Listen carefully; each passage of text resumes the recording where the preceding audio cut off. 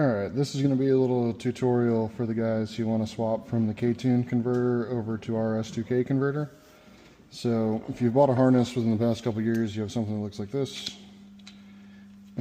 First thing we're going to do, get the converter out of the way. If you don't have a wire, if you're looking at this connector with the clasp or the latch facing up, if you don't have a wire in the fourth position, then you do have to add this wire that I'm about to discuss. So what we're going to do, cut all the zip ties. Be careful not to nick any wires. We're going to cut all the zip ties going to this connector and to the white connector. So that's if you have an AP1. And then if you have an AP2, you're going to be looking for this wire right here in the 9th position. Start from the left. 1, 2, 3, 4, 5, 6, 7, 8, 9. That's the wire we'll be looking for on AP2. But for us, we're looking for the 4th wire in the white connector. 1, 2, 3, 4 with the latch facing up. So we're going to try to get to that wire.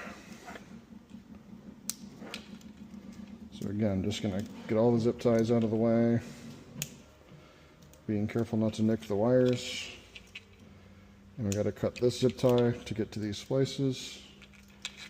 So now that we've got this all out of the way, we're going to look for this wire right here.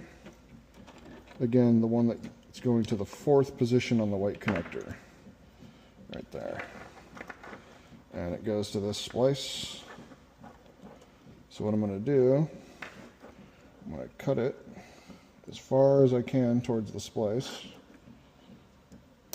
There we go. And you're going to be left with a little stub sticking out with some copper. So we're going to include a piece of heat shrink, and after we're done, we'll slide this up, make sure we cover that copper and shrink that down.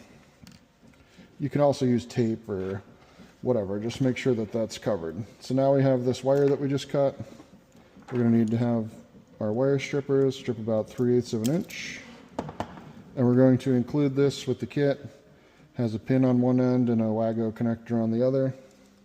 So we're going to open the latch, and you can actually look into the bottom and see where you're positioning the wire. Position it right in the middle on the copper.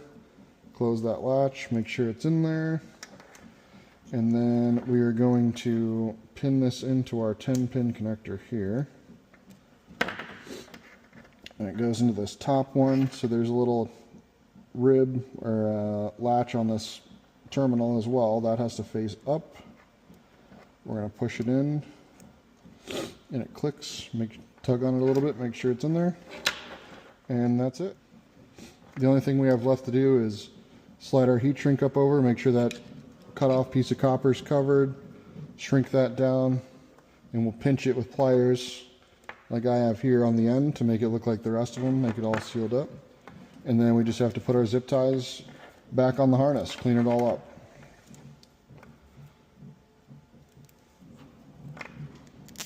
So again, essentially we're adding a wire to the harness that connects the 4th position of this connector to the 4th position of this connector, or again, if you have an AP2, the 9th position of the 22-pin connector. And again, that's with the latch facing up, counting from the left. So 1, 2, 3, 4, 5, 6, 7, 8, 9. So same thing with the AP2, you would just have it connected like so. Most of you guys have the AP1, so we're going from the 4th pin here to the 4th pin across the top on this one. And I'm just going to finish zip tying this up, and this harness will be good to go.